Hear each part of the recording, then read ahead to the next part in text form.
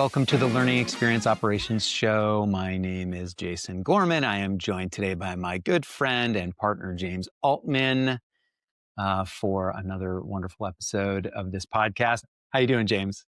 Good. How are you? Happy 2026. Yeah, we are recording this on January 6th. So somehow we're already 6 days into the year. And so you and I had a good chance to get to actually spend some real time together. We live in different places, but we had a little road trip at the end of 2025. I feel like you don't hear that a lot these days, right? I don't know. I'm sure like families go on road trips. Maybe just you don't hear like two dudes that own a business say like we had an epic road trip. But we did. It was fantastic. It was fantastic. From upstate New York all the way to Chicago, Evanston, past Chicago. We blew through Chicago like it didn't even matter, and we ended up in Evanston, Illinois. It was awesome. That's right. Yeah, that's exactly right. And it was fantastic. It was great. At one level, just to hang out for all that time. And we also thought of and used that time as a time to think about this year that we're in now, 2026, and revisit 2025, what worked, what we want to keep doing, what we want to stop doing, what we want to tweak, and kind of set our plans out for this year. And I don't know, what did we land on? What are our plans for this year? Do you remember? Any idea? Yeah, I remember some of it. I know we still have some documentation to work through, but yeah, we wanna continue to convene. I think that was one of the big words. The events that we put together, maybe from a little bit more of a reactive or adaptive standpoint in 2025, where we were trying things out in the world as it changes around us, was events. Going to events, holding events, and we did a whole bunch in a lot of different cities, in New York and Massachusetts and New Orleans and Durham, North Carolina, and we were trying those out, and I think we found a lot of great energy, excitement, also a certain level of need that people felt to get together and support each other as things felt like they're changing under our feet and all around us. So let's do more. We said, let's do more of that. Let's get people together and provide maybe a little bit more structured opportunities for people to learn, develop, support within our industry. Yeah. And I think the reason that it's worthwhile to talk about this on this podcast about what our plans are, because really, do people care about our plans? Probably not. But I do think that our plans really reflect what we have heard so many other people say. And I think they're really, they're probably pretty relevant to how a lot of other people are feeling as well. So this plan of getting out there and getting in front of people, I would say is somewhat, it's because it's important. It feels good. But right now in particular, it feels good. And I think something that we both experienced, I think, again and again when we went to more events, is that people felt last year, I heard a lot of people say like, yeah, I'm just trying to get out of my house more, trying to get out of the office. I'm trying to expand my connections, meet more people, expose myself to more ideas. Mm-hmm. And that's really what we're doing. It's kind of built it into our plans, but I don't think we're alone. And I think as people think about their resolutions, as I ask folks about them this year, we might hear a lot of that. Yeah, definitely.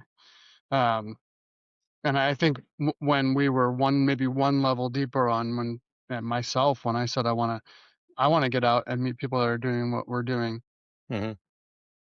so much of what I would do at my computer is different, right? 1 year later. And I think that kind of change, and I'll just make a callback to an episode that's out on this very podcast that you had with Jen Perselli. Well, actually, maybe it wasn't from her podcast, but it was from something she said, and I'll just give her credit. Change fatigue is real. And if you go from doing everything one way, I mean, we've been doing our work more or less in the same tools for a decade, to Hmm. using many different tools. um, I think you need your brain needs to process that, and you can't just sit in front of the computer longer and process it. You got to get out and talk to people about it, figure out what they're doing. And I think that was a real need, is a real need. I don't think that's going to go away this year. I think people are gonna need it even more as we kind of figure out and navigate the changes. Yeah, I mean, I think part of it is maybe a feeling of overwhelm. Kind of heard that term a lot at the end of last year. And, um, maybe it's a bit of a reactionary thing too, right? So we're sort of getting pushed into the arms of the machines, and our response is to push away and to seek out other humans, which is Yeah, a kind of a wonderful. In this case, sometimes our knee jerk reaction as people is not so good. I think this is a pretty good reaction to that. yeah. And by the way, just going all the way back to what you just said a little while ago about whether people care about our plans, in the point of this podcast Hmm. for us and for you to get out through this medium. Yeah, it's technologically enabled, but it's human to human. We're just having a conversation that's recorded for the benefit of our understanding, and for all the other people that you're talking to, leaders in our industry, trying to figure out how to navigate what's happening is entirely related, totally relevant. So, yes, what Jason and James and Jackrabbit have planned for 2026 is probably not the top zeitgeist search, but what we're talking about is relevant to everybody, and how we're Yeah, doing it is relevant to our industry for sure. And I think that's what we're just reflecting back, is that that's what we hear, and that's what we want to do too. We want to get out and see all of you. right. Exactly. The other thing that we kind of landed on when we were driving, which is, I would say, really closely related to everything we just talked about, you know, o- our so again, focusing on us, our business, and I think a lot of people have this experience. If they've been doing the work in the same way for the last decade, and it's really radically changed the last couple of years, we were in a place for a little while where we could focus on optimization. Like, okay, we understand what we do now. Um, Now we just need to incrementally make what we do better, right? We just have to make the experience smoother. And then into this fairly stable environment that we've been working in for a long time, we dump AI, and AI just creates a kind of chaos. Um, and I would say puts us into this place where we maybe shouldn't be focusing on optimization anymore, because you can't optimize unless you know you have the right thing in the first place. Fundamentals. Fundamentals. So I think for us, the other thing we talked about was fundamentals, right? And we still have to optimize. We can't just be like experiment and go with it, because that's crazy. So Yeah. what the balance between like reworking the fundamentals, or reacquainting, doubling down on the fundamentals, and then making sure we are still being experimental with them and trying new things. So I would say we're in this kind of rapid cycle space between optimization and experimentation. hmm Yeah.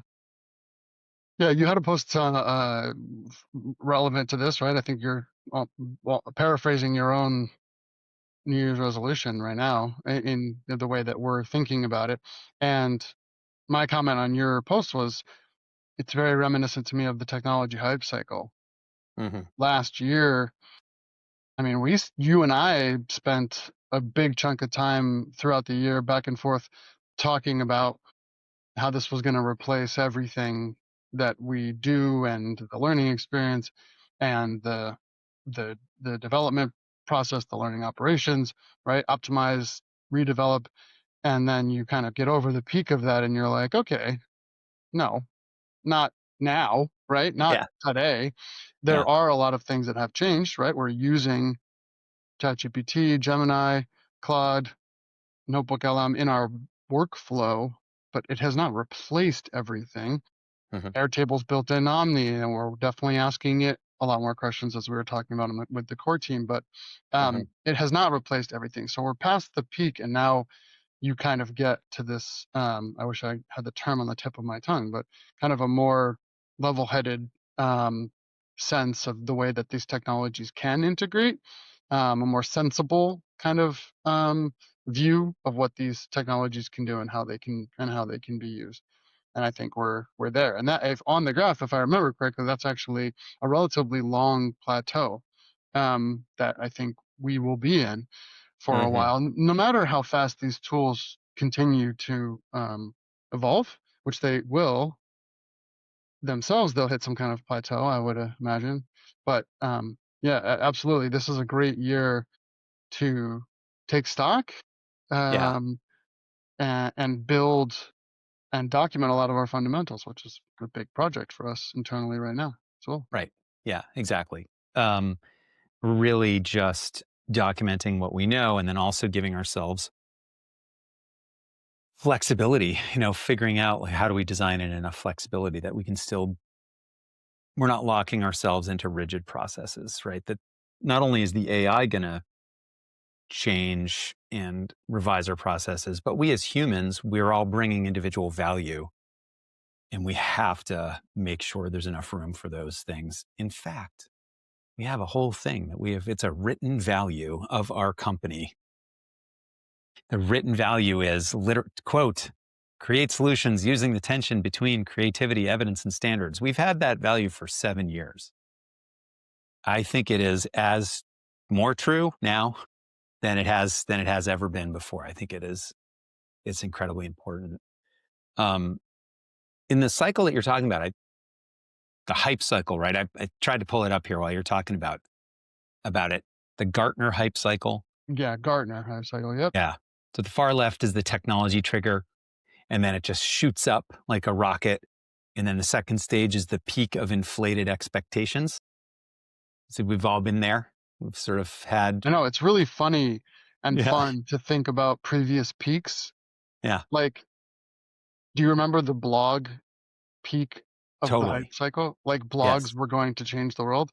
And yeah, there's been a lot of blogs. And I remember Yeah. before that, because the other thing during that peak, this is like the hype cycle of early adopters. Like, there's definitely a segment, and everybody goes through it, much like change cycles are not the same thing. But being technologists and using a lot of these tools early on, I remember talking to somebody and they were like, blogs are dumb. What's the Hmm. point of blogs? But now it's like most of what we might read, if it's not kind of official news, is generally in the form of some kind of blog. It's really funny. Definitely. So it has changed a lot, but also like not that much, in the Right. end. Yeah, Right. Right. it's funny. Uh, so that's followed by the trough of disillusionment, which is kind of what you described. Maybe we felt a little bit of at periods last year. Yeah, definitely. Yeah.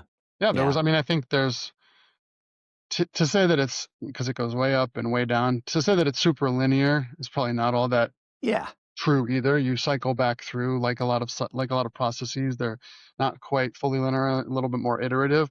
So I can be disillusioned regularly. But definitely at at certain points we were feeling that last year. Hmm. But I feel quite level-headed. But I can, just as of what I was saying, I can also, at these gatherings that we've been having, these events and talking to other people, they're all at different phases, and you can hear those elements quite a bit. Yeah. Um, Sorry. So we go through that, the peak of the unrealistic expectation, the trough of and disillusionment, and then then there's the slope of enlightenment and the plateau of productivity. Slope of enlightenment, perhaps, is where we are, yeah, and I we feel are like we that's are I feel striving for this the I'm super plateau of enlightened, aren't productivity. you? We're very I'm trudging It up feels like the a slope. strong word. Yeah. Enlightenment feels I'm strong. joking. Yeah, that is very Yeah. funny. So that's kind of what we're up to. And yeah, I think a lot of people are in the same thing, kind of experiencing the same thing. And some of the topics that we brought in today are kind of really reflect these exact themes. There are a couple things there's something that I read and then something that I listened to recently that I'm really keen to talk about, that really relates strongly to these themes. And then there were some things that I think you wanted to talk a little bit about, also the conversation that I had with Ben Zuge on this podcast that is out. You can go find it, listen to it. Ben is very funny, very, very fun to listen to, and is extremely smart, and clear. Appreciate his clarity. Yeah, he's great. Yeah, he's great. So where do we tuck in? Where do we start? You're the host. All right, fine. So there's this other kind of bigger picture thing that I engaged with on these other two things. So one was written by Jen Briselli, who is another guest. I think that episode will have just come out recently. Please go check it out. Jen is amazing. She talks a lot in that conversation about complexity science. Really, you're going to get a lot more from her comments in that conversation than anything I'm going to say here. But I wanted to just highlight that she wrote this really terrific article about hockey and talking about the lessons of complexity science and how we apply ideas about complexity, using hockey as a great metaphor. And, hockey as a kind of lived experience, not something that you are planning every play and then just executing the play. And she draws some really great parallels to work. So that's the first thing. And then the other thing was this great podcast called the Two Bobs Podcast. It's David C. Baker and Blair Enns.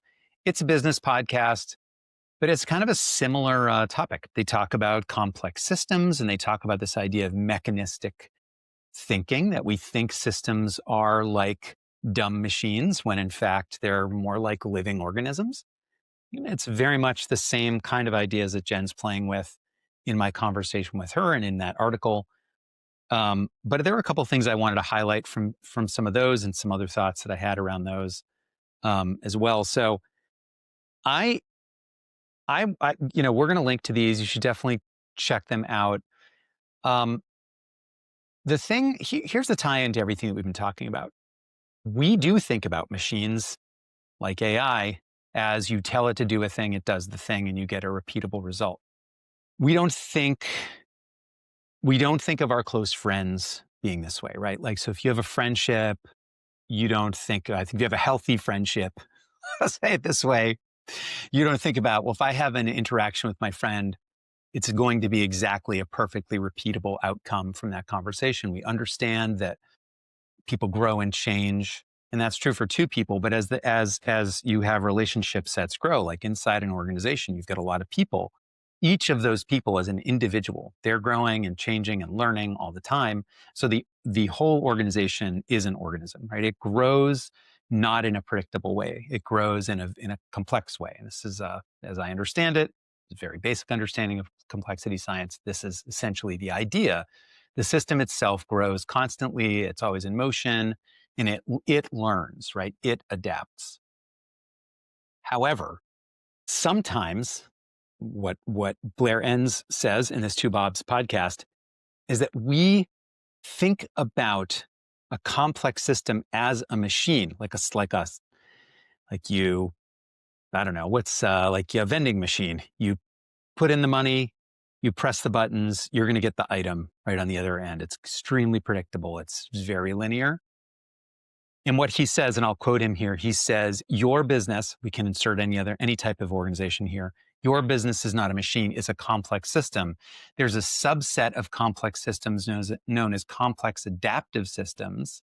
It's a complex adaptive system, and the adaptive part means that it learns. And then he goes on to say, later in the podcast, that innovation and efficiency are mutually opposable goals. You cannot increase one without decreasing the other. Many people just reject that idea because they have a mechanistic view of their business. They think you can just tweak some things to optimize for efficiency without some unintended consequences. And as the point of that principle states, he says, one of the consequences of increased efficiency is decreased innovation. And so this really just struck me hard because as we are thinking about what we do, how we've done it, and where AI fits, I think it's especially complicated for a couple complex, to be more precise, for a couple reasons. One, we are all teams of humans, right? Organizations filled with humans. But the reality is that AI, of course, isn't human, but it is unpredictable in the way machines are not, right? Other machines are not. It does things in sometimes in more human-like ways. And so I think what we have to be thinking about now going forward is not just can we make the perfect process and then just double, triple down on it, make it perfect. How do we make the thing that is going to work a lot of the time? And then how do we account for all of the stuff that just emerges, just happens totally unpredictably when you run that process, when you do that thing, right? When you get a bunch of people together, when you mix AI in. Um, this this just I don't know. It struck me really, really hard. Feels like it's somehow, I don't know, for me, I just got lucky and was exposed to these ideas as we were thinking through our goals. But this is a big one for me. Yeah, Um, huge. The efficiency dial, as it relates to the innovation dial, and then the fact, even just in the complexity science vein, that you're kind of talking about all these things, all the other bands that are connected to all these other dials that you don't even realize you're turning when you turn one of them. The efficiency one is, I think we've talked a good amount about in 2025, because we read things like Your Brain on ChatGPT, right? With kind of the, I don't know if it talks about it this way, but I've started to think about it this way. When you have a strong relationship with someone, often in couples, mhm, um, you're the one that does X and they're the one that does Y. yeah. And, I've read a little bit about that in some of the just anthropology and stuff, like the way that humans have developed to work together is like, oh, if you knew that someone in your tribe knew where all the berries were, then you're like, cool, that knowledge is stored. I'm gonna be the one that Mhm, knows how to make the knives really well. And that's actually a really functional way for us to work.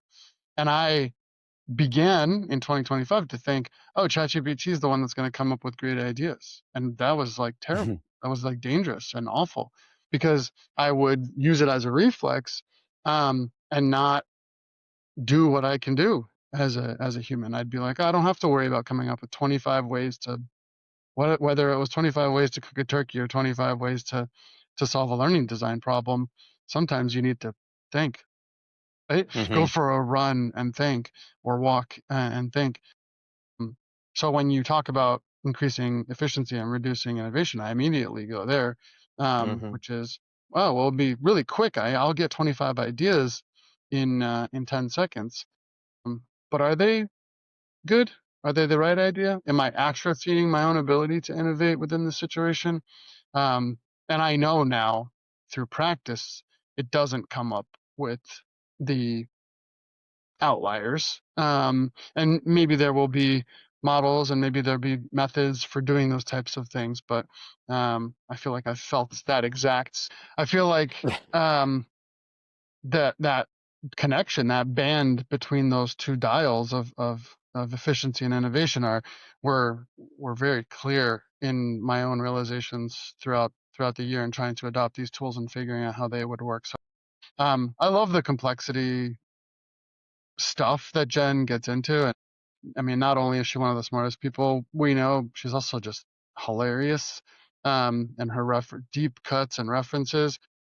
And man, like I wouldn't love anything more than reading her article about comparing things like this to playing hockey. So, well, definitely go watch that episode if you haven't, with Jen Basili. But also just really appreciate the insights there, and trying to unravel a lot of these things in terms of adopting these new tools and thinking about where they will really benefit us and where they don't, and how Right. to play those dials. Um, and also that yeah, I haven't listened to that the Blair Ines podcast, but I'll go listen to that, because I think that's really relevant to what we're all experiencing right now. Yeah. And I think for me, when I think about, well, what does this mean? Like in our practice, it doesn't mean that we don't use AI, that we don't use it for ideas.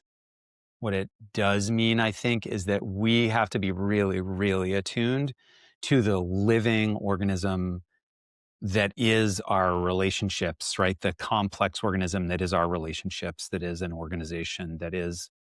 So when something happens, when we run a process, that process won't be the same because the people aren't the same. The situation isn't this. We are never going to have exactly the same situation twice, even if the activity seems similar. So if you've written a learning objective, it's a great example. There's a formula for writing learning objectives, but you cannot write a good learning objective if you do not understand the context of the learner. You cannot write a good learning objective if you do not understand the context of their performance. And this is about understanding those things, applying your judgment about what the world needs right now, right? Not just some mechanistic, like, what's the formula? We're going to fill this in like a Mad Lib. No, it's we are going to sense what is needed, and we're going to use our ability as humans to make sense of what the world needs now, and to use that to write a great objective. For instance, a very simple example, but I think that's true across all the things that we do in terms of making stuff, but also running our organization. And this is I think we have been seeding a lot of things. It's been a tail wagging the dog a little bit. AI first, the idea of AI first to me now seems, I've always been a little weirded out by that term without quite being able to articulate it why. But I think we are articulating why, right? If AI happens first, then you are not applying your judgment about what the world is really like as a human. Yeah. Now, I don't we I don't think we've ever used that for us, but we've No, definitely heard it a bunch. never. I mean, I even in one of the gatherings that we had in 2025 was a group of people in New York that I had to got together for dinner, and one of them was talking about how a metric showed up on their performance evaluation that they, and this was bizarre but worth noting, said people were expected within the organization to use AI 75% of the time. Hmm. Man, in terms of measuring something and see it go up, is like, for what and Yeah, when and why, yeah, right? Like, I think it was actually even more generic than 75% of the time. I think it said AI utilization is at 75%. And it's like, how is this being defined? And what's the story? And I think you see metrics come from things like an AI first push within an hmm, organization without, yeah, without understanding the complexity of everything you just said.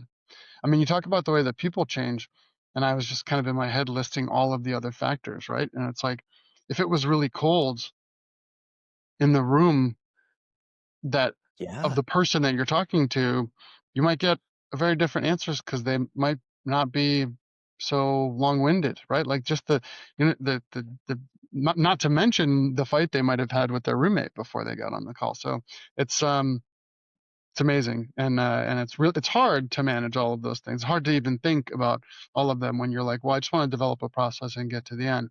But if you don't take some time, especially right now, I think that's your point, right? Especially in this environment when we're trying to reinvent so many things yeah, and kind of need to reinvent, and it's good and okay, but how do you account for the percentage of things that are going to bounce outside of bounds, and whether it's based on the technology or the people and how to account for them and be appropriately adaptable to them, a yeah. flexible process, A flexible a process, flexible repeatable process.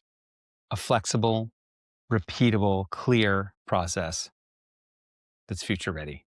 This is Yeah, kind of it's our motto. This is where it's kind of our focus now, right? Better learning with a clear, repeatable process that's future ready. That's how we've yeah. written it down. Yeah. Clear and repeatable doesn't mean that it's not flexible. That was kind of the point I was making by throwing that one in there. Flexible, clear, repeatable process. But yeah, Yeah. Well, I know that you listen to the Ben podcast. I'm curious to get your thoughts on that. Yeah, Ben, just great. And there's another conversation I had that I think is probably worth connecting it to as well. But we're entrepreneurs, right? So I think there was a lot about what he was speaking to that speaks to what we do.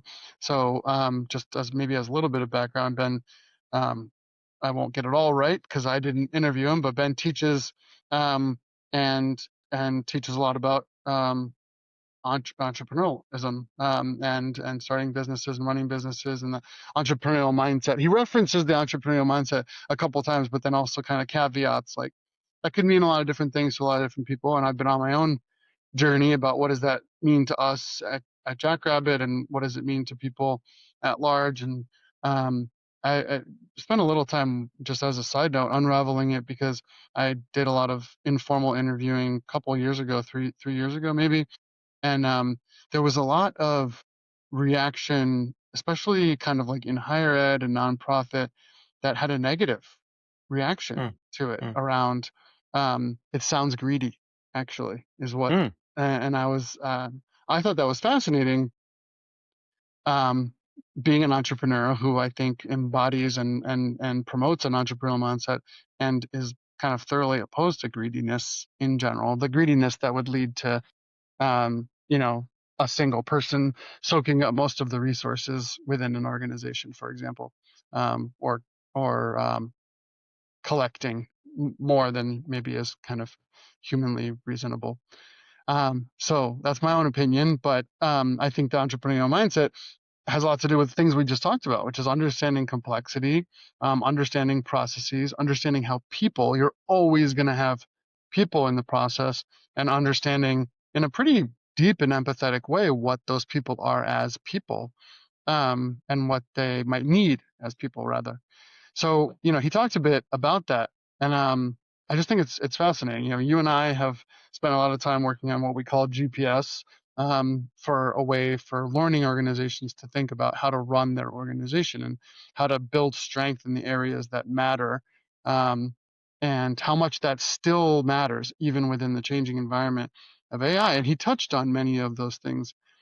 mhm, And I think it's just kind of fascinating because when we talk about GPS, you've had this very similar experience. When you talk about GPS and kind of go through the categories, things like the technology that you need to use, the people and roles the roles that people need to be in, and how those roles might interact within a responsibility matrix, and um, and the data, the insights that you might need to get out of these processes, and how you should use that leading metrics in order to kind of make sure that things are working well. Whenever we've talked about it, people are like, well, that doesn't just apply to learning operations, right? That's kind of just applies to the way you run an organization. mhm, Yeah, but we think about it more specifically because of the work that we do. And he was kind of expounding on that and riffing on various elements within those areas, and very kind of intuitively around the people. And one of the particular themes that you guys discussed on that podcast that he had a great way of just talking about was formative assessment, right? Which we talk about all the time in our work, and we employ formative assessment in all the projects that we that we develop for our clients and partners. And he was kind of talking about it within the classroom, but also a bit within an organization, the way that people form through formative assessment their understanding of topics and concepts and processes, um, and how he likes to start and run classes in a very workshop minded way, where from the beginning, as opposed to saying, hey, we're going to talk about um, data and insights today, he says, what are data and insights? Like mhm, right from the beginning, right? Like what do we know? What's this room know about data and insights? And then why do they matter? And I loved him kind of just um, acting out a little bit of the ways that he teach he teaches, and thinking about how useful that is in management and in facilitation of internal teams. It kind of made me start to think about how this year, how we're already introducing a pattern of internal hackathons. And yeah, when I say that, we we don't code kind of hardcore coding the way that a hackathon might generally be presented, but in the creation of our own institutional knowledge. And we're now doing that every 4 weeks, um, as our own kind of New Year's resolution within Jackrabbit, and how it is very similar, right? Our team is coming together and saying, what do we know? How do we understand it? How do we understand it together as a complex group, complex system ourselves? And then Yeah. how do we put it down in a way that's going to make it usable and flexible as Hmm. technologies around it adapt?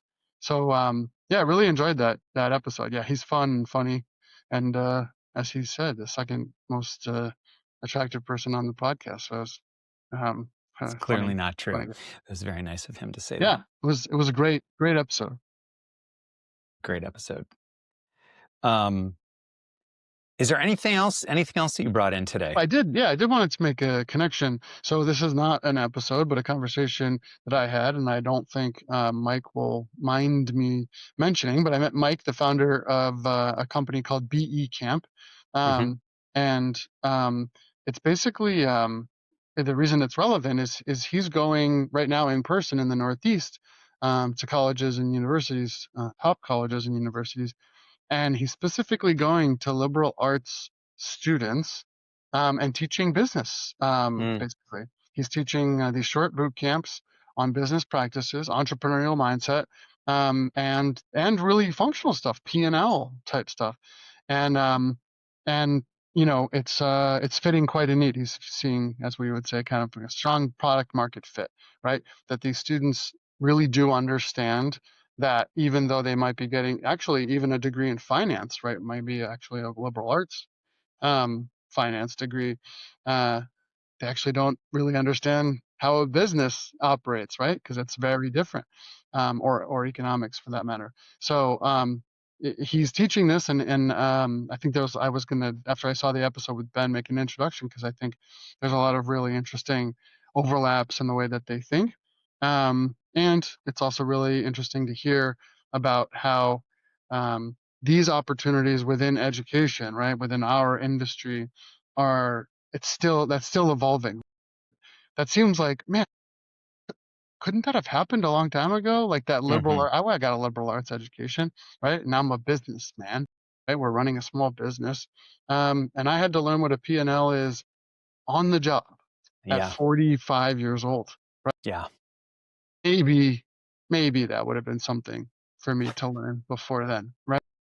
And I think it's great to hear the excitement of these schools saying, yes, we hear our students, Mm, our mm. learners, they already understand that that will be more important, whether or not they start their own business, right? Because they will be part of a functioning business.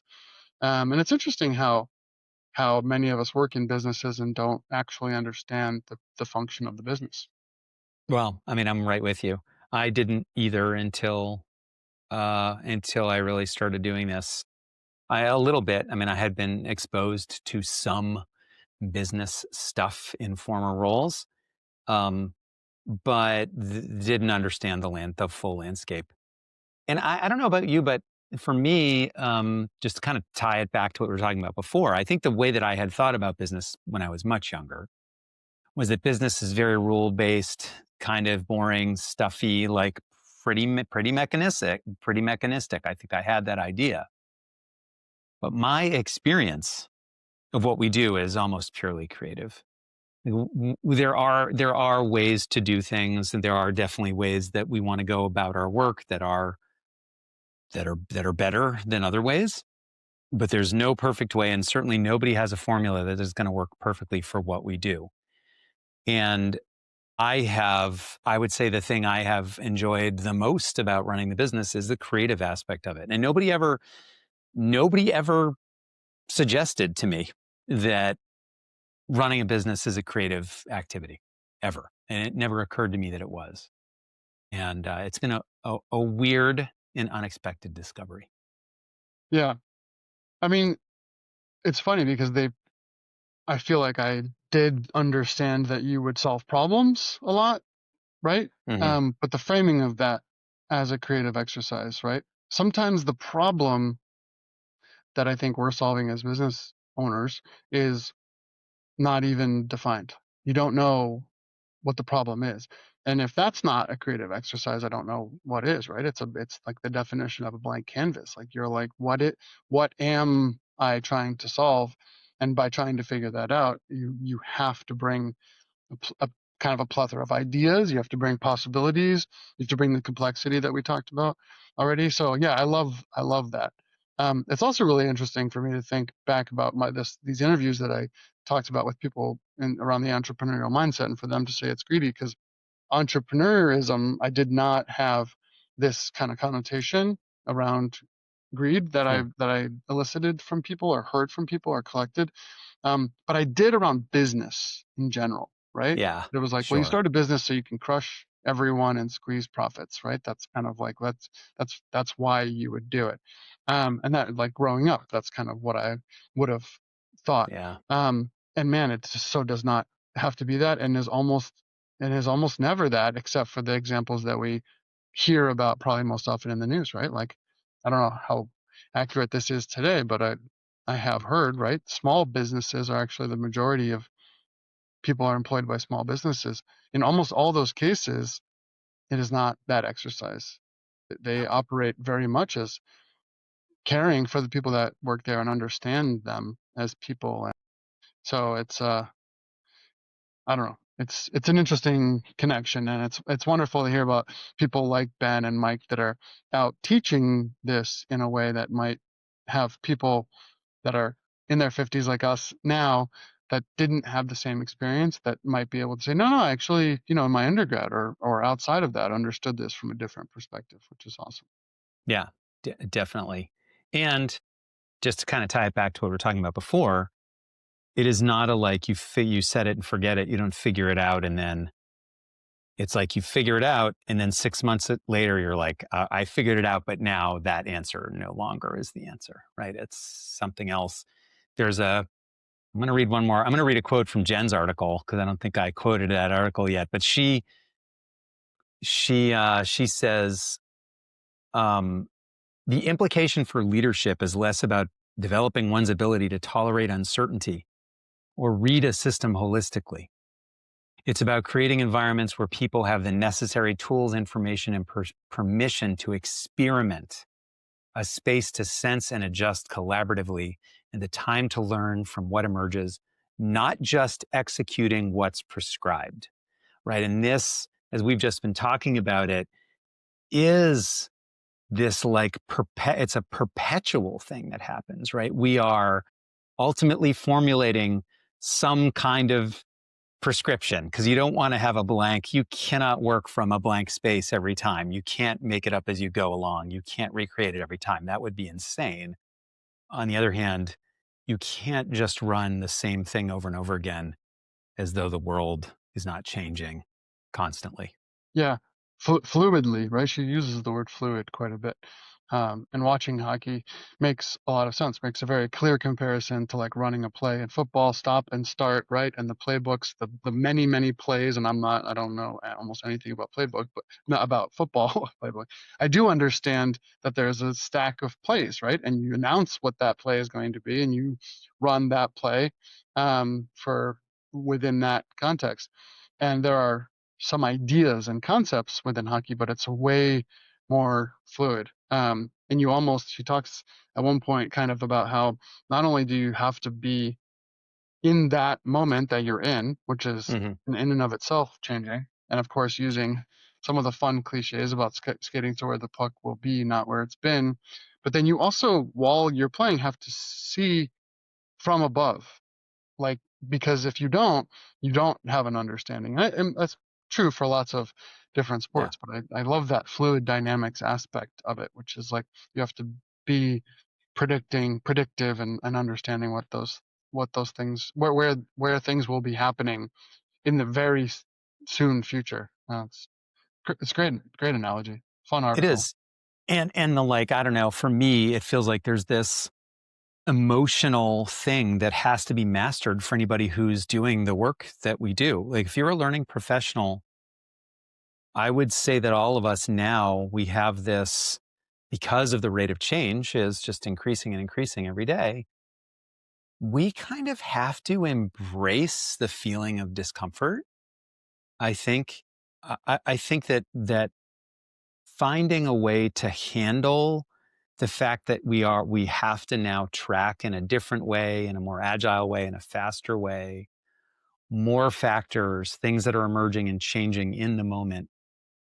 Um, I think that part of our skill set is going to be just staying in the moment, being able to handle this stuff as it flies at us and as we're sort of seeing it and have to adjust, in the Yeah. middle of what we're doing.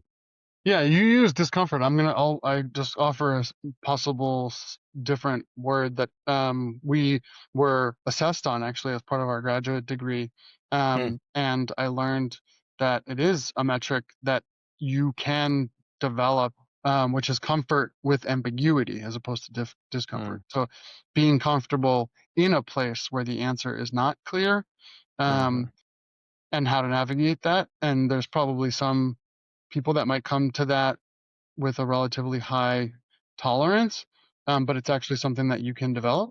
It's actually a part of kind of mindfulness, right? Which is like there there's a lot of things that might make things feel concrete, and all of that's really an illusion, right? Like Hmm. because nothing is permanent, even though things can feel permanent. So the comfort with ambiguity, I think, right now is, I mean, that is for sure a version of what jobs will hire for, right? Yes, you do need to understand the vocabulary of the industry you're working in. You need to have kind of just basic fundamentals, but then you need to be able to adapt, and you to do that, I'd argue you need to have a high level of comfort with ambiguity, because it's not the same tool that you're using and it's not the same process. So yeah, I agree. I think that's probably a theme for the next couple of years. Next couple of years. All right, we're already mapping well into 2027 here on January 6th of 2026. It is great talking. I'm glad we're doing this. We're going to do a ton of these this year. And Happy New Year. Glad we're continuing this. Glad this is our second of these conversations. We're going to Yeah, do these at least once a month, I think. super fun, and it's really great to be forced to formalize some of the thoughts and put them out there. And I'm just gonna invite everyone that's watching, if you're watching, um, to join the conversation. Send us a note, ping us, and come on the podcast, talk about what you're doing, Definitely. and also come to the convenings, come to our events, and meet up with the people that we're meeting up with, because I have a feeling you're thinking about and working on a lot of similar stuff. That is the perfect way to end it. Thank you for all that. Yeah, thanks for having me. Yeah, sure. No problem. Great chatting with you, I'll James. invite myself back soon. All right. See ya. All right. Bye. Thank you for listening, and a huge thanks to our guest today. If you enjoyed this episode, please like, subscribe, and share it with your friends and colleagues. I'm Jason Gorman. I'm the founder and CEO of Jackrabbit Learning Experience, where we help organizations of all kinds make learning better through a clear, repeatable process that is future ready. If any of this resonates with you, just keep tuning in and please join the community we're building. Thanks.